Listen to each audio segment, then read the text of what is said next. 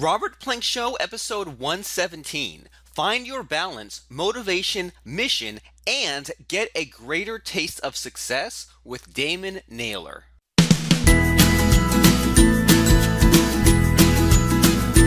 Welcome back to the Robert Plank Show, where we talk about online business and entrepreneurship, and I'm super excited to introduce you to you today, Mr. Damon Naylor.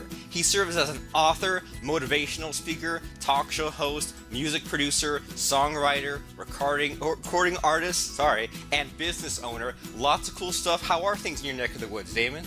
Everything is going well, Robert. I can't complain. Just enduring some hot weather, but besides that, everything is dandy, man. Can't complain. Cool, yeah. I see you're in Louisiana. We have some hot weather here in California, but I prefer the hot. Well, here it is extremely hot. We've been having triple digit temperatures, so it's been pretty hot. But like you say, you prefer the hot out there, but here with the humidity, it's just awful sometimes. Just kills you. So all the Yeah. more reason to stay inside it and make some money. So, I mean, tell me Yes. about yourself. Tell me what it is you do and how you got started and your story and all that cool stuff. Well, I do so much, but most importantly, I'm a music producer, a speaker, and an author, and a business owner. I own a janitorial service, and I do that as well.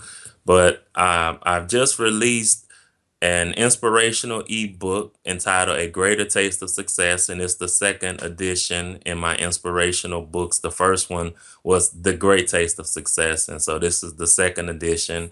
And I've also just released a non-fictional book. It's actually a book about Revelation in the Bible, where we kind of talk about that, analyze and interpret and teach the content found in that book.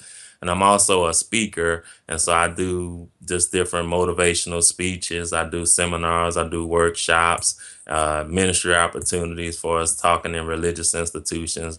I just speak in a variety of settings. And like I said, last but not least, I also own a janitorial service that we clean different buildings here in my city. And so I just do all of those things, man, all of those things. It sounds like a lot of fun, but how do you Yes. keep all that straight? How do you do the authoring and the speaking and the janitorial stuff and the motivation? I mean, and the music. How do you do all that? As I always tell people, to balance it out, I just consider myself part-time and all of those things. Besides being a father, husband, and Christian, those things are full-time, but everything else is part-time.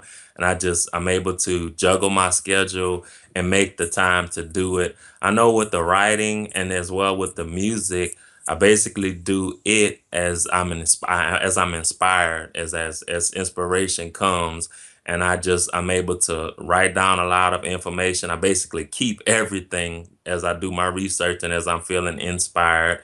And when it's time to create a project or do a book, I've already compiled all of the information, and that's why it makes it kind of easier for me to do different projects and to put together different books, because I'm always studying, always compiling information, always being inspired, and I just gather everything. And when it's time, we just put it all together. But that's basically how I do it, just being part time with everything. And whatever's flowing the most, that's the direction I go in.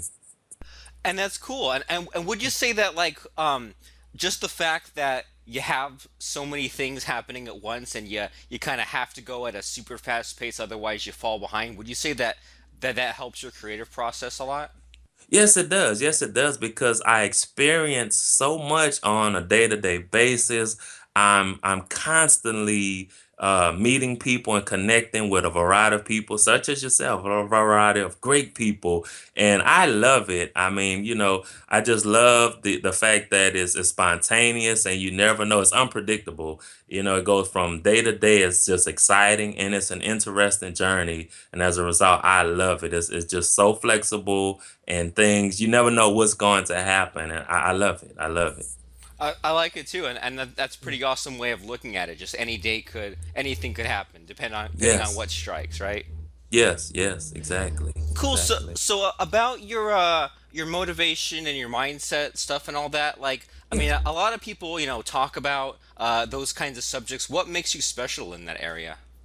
What makes me special is my variety of experiences And also, I'm a former educator, and I have an advantage there because one of the things they taught us in college in preparing us to become teachers is that you have to motivate your students. And in each lesson, you had to literally create what was called a motivation. And that's what would lead and inspire the students and get them prepared and open to learning. And because of my experience, as I stated, in a variety of settings, then I know how to motivate. I've had to motivate myself in each of the settings.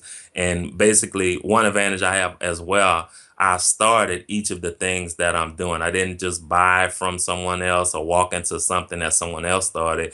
I had to start it. And when you are the trendsetter and the originator, then you have to be motivated. And because I'm motivated, it's just easy for me to inspire and motivate others because I'm already motivated. And one thing, what I realize that a lot of people don't is that motivation is intrinsic. It's internal. And if it's already in you, all you have to do is release it. And with me having that understanding, it's just a pleasant gift, and it's consistent. And I just love motivating and inspiring people. And because of my various experiences, I'm able to do it. And I believe I have that edge and that advantage opposed to many others. I like that. So what you're saying is, like, if you're completely lacking in the motivation, it can't be taught, but most of us have it within us. It just needs to be unlocked. Yes, we all have it within us. And that's what I try to help people to understand. The key to finding your motivation is actually finding your passion. And okay, we say, well, how do I find my passion? You find your purpose. Once you find that, then you will automatically be motivated. And that's what has happened to me. I've discovered what I call my dominant giftings. And I actually teach a workshop to help people find their dominant gift or gifts. If if they have more than one, they're multi-talented, multifaceted. But once you find that and you tap into that and you begin to operate in it, then motivation is just automatic. For instance, if you look at athletes, you look at recording artists, whomever, once they find that that's their gift, it doesn't take a whole bunch of motivation. Can you imagine? It doesn't take LeBron James much motivation to go play basketball. It doesn't take, the recording artist, Katy Perry, it doesn't take much motivation to go into the studio and record. Why? Because they have found their passion. They have found what they were created and purpose to do. And with it automatically comes that energy and inspiration and desire and passion to do it. I like it. It just flows. Yes, it does. It does. I mean, it becomes first nature. I know for me, sometimes people say it's second nature, but for me, it's first nature. Especially doing this, I love to do this. I could do this all day, and just knowing that, okay, I have a talk show, I'm talking to someone, I'm sharing and inspiring people. That in itself motivates me. I can have all kinds of things going on in my life, and I have had all sorts of things going on in my life, but you give me the opportunity to share and inspire and educate people. All of those things are pushed to the back burner, and people's inspiration and motivation becomes the priority, and I'm able to do it. I love it. So you're saying that we all have that thing, and it's different for every person, but we all have that thing that not only were we born to do it, but we'd probably do it for free. Exactly. Oh, you're just leading right into some great things. My Nice. philosophy is that all men are created with a skill and a mission to fulfill. And what I do with my gift seminar, gift workshop, I'm just gonna give some freebies here, some free information, really powerful though. But I ask four questions. I tell people if you can ask yourself four things and you can find something that fits each of these categories, then you will find your dominant gift. The first question is, what are you good at doing? And you have to be brutally honest. You have to be objective, totally objective. The more objective you are, the more accurate you'll be in finding your gift. And so I say, what are you good at doing? The second question is, what are you passionate about doing? Some people are passionate about doing some things, but they're not really good at it. For instance, American Idol. That's a prime example. A lot of those people, they are passionate about singing, but not good at it. Somebody has deceived them and didn't want to hurt their feelings. And so here we are, passionate, but not skilled. The third question is, what do you do that affects others? Or what do you do that others receive satisfaction and fulfillment as you do it? that details or that deals with effectiveness. Okay, and then the last question is, what can you do for free and still receive full satisfaction from it? What can you do, as a volunteer and receive full satisfaction? If you can find something that fits all four of those categories, then you will find your dominant gifting. Because I've done some other things too that I haven't mentioned, but you know what? In most cases, I couldn't do the volunteerism as far as doing it for free, and then I lost the passion for it somewhere along the line. As a result, I had to get rid of those things out of my life. And now I'm only really doing the things that fit those four categories. And that's what you want to do. And once you find that, I'm telling you, you will automatically be motivated. I like it. So what you're good at, what you're passionate about, something where others receive satisfaction, and then something that you would do for free. And I Yes. like how that last little bit at the end you said where you can always go back and reassess. I think that Yes. that helps so much because I think that a lot of us, we'll kind of look at maybe two out of the four or three out of the four, and we'll say, all right, well, I'm good at this. I enjoy doing that. People, get value from it. I'm just going to go and start off in this direction. And then sometimes, 5, 10 years later, we end up way down a path and we just Yes. ended up, compromising one thing after another. Maybe it was because, for family reasons or for money reasons, we end up in Yes. a place we don't want to go. And so the way I like that you laid that out is even if you think maybe I've gotten off track or maybe I need to course correct, you can just run it through those four questions and get the instant answer. That's it. That's it. And now, what happens sometimes, I'm glad you mentioned that sometimes for income, you may have to start something or create something, possibly where you can employ others to do it and just be able to have the income to invest in your passion. And if you're not able to start something where you can employ others and you have to employ yourself, then I always say, just at least pursue your passion in some capacity. You may have to do it as supplemental income, or you might have to do it just as volunteering. As long as you're making enough income to sustain yourself, sustain your family, and to sustain whatever it is you're trying to do. But my thing is, I always like to inspire and emphasize to people, pursue your passion in some capacity. If you just have to do it for 30 minutes a week, a few hours a week, just do it to some capacity because it's therapeutic, man. It's therapeutic. It literally ministers and it helps you with what you're going through in life. It's just that gift that keeps on giving, and that's why we're created. And we have to just find that in some kind of way, use it because in blessing others, it also is going to bless you. I like that. Even if you only have 30 minutes to do it, just a little bit of that every day. I mean, so simple, but so Yeah. powerful. Yes, yes, yes. I mean, that little bit of time, it makes the difference. Because, Robert, what happens, so many people on a day-to-day basis, they're going putting in 8, 10, 12, sometimes even 16 hours in a career and even in gifts that they have, but they're not their dominant giftings. And so, because of it, they're not fulfilled still. There's something still inside of them, tugging at them, pulling at them to go into another direction. But like you stated earlier, because of the financial situation, they bite the bullet, they suck it up, and they go put in those grievous and long and boring hours just to make the money, but it's at the cost of their passion. And that's why I'm saying find some kind of way to pursue that passion, and it will help you to get through with your normal job. That's what really happened with me, because when I was teaching, like I said, that's one of my giftings. But at the end, I began to lose that passion, and what kept me stimulated and kept me with the ability to endure it until I was able to leave it was the fact that I was still pursuing my passion. At that time was the music, and I was still recording and doing music while I was teaching. And that's what really helped me is I stayed motivated and I stayed positive because I was able to pursue my passion in some capacity. So, I mean, let's talk about that. I mean, let's talk a little bit about your teaching days when you kind of had to balance the teaching part of it and then the musical side. I mean, did does this all come naturally to you? Like, did you have all this multitasking and stuff? Did you have that all figured out, or were there some obstacles you had to overcome to get to this point?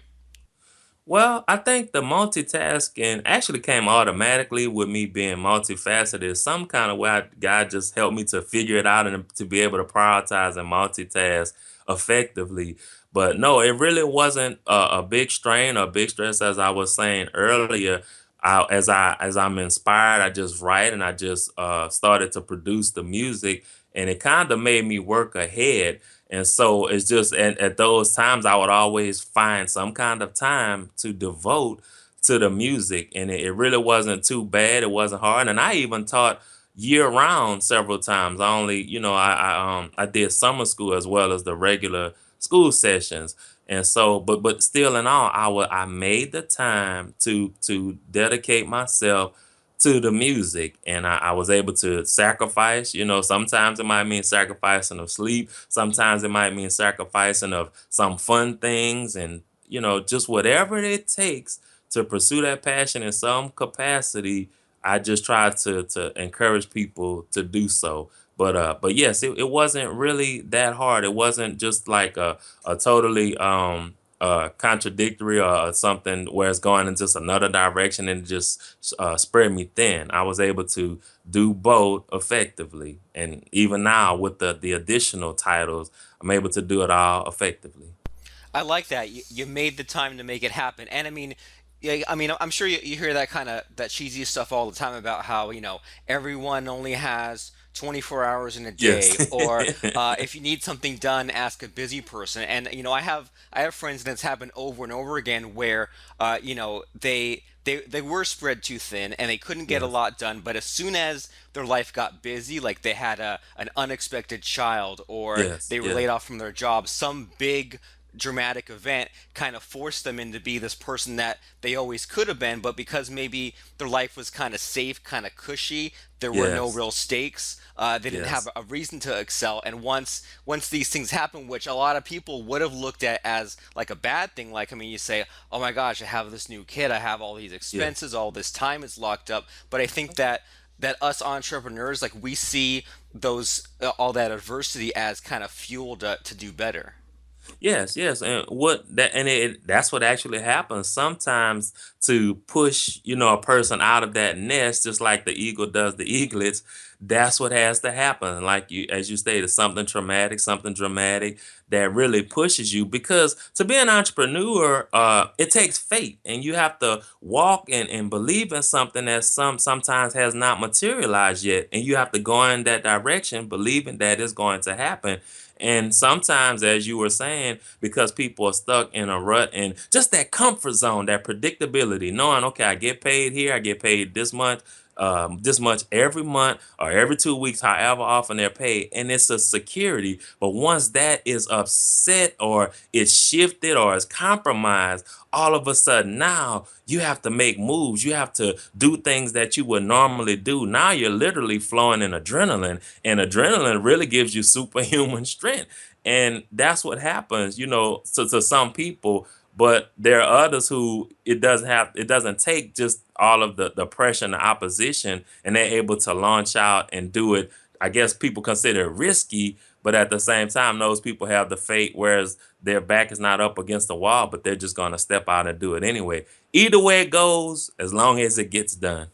Whatever gets you there, right? Yes, that's it. Well, cool. So as we're winding down today's call, do you see like a number one mistake, or just a common like repeat thing that people are making over and over and over when it comes to any area of improving their lives? What's the mistake that just keeps creeping up over and over again? I think it's consistency. I would say that is the greatest issue, the greatest stumbling block, the greatest hindrance is consistency. People, many people are great at starting, but they don't get the ability or the mindset of being able to consistently do it on a day to day or a weekly or monthly basis. And that's where people that really makes the difference between the average, the good, and the great. You have to be able to do it consistently. You have to be able to do it, on a whim and just all the time. And that's where people fall off. Many people start businesses, they continue for, a year, a few years, but to be consistent in what you're doing, is so important. And I believe that is like the greatest obstacle to some people. And it comes with the motivation there again, being able to motivate yourself on a day-to-day, month-to-month, weekly basis to do what you need to do. And that's what it boils down to, being consistent. I like it. Be a finisher, not a dabbler. Yes, that's it. Well, That's it. well, cool. Well, I don't want to keep you too long, Damon, and I like everything you had to say here. And I mean, I'm looking at your website, looking at all you got your CDs and your books. So, I mean, where should people go to find out more about you and what it is that you do?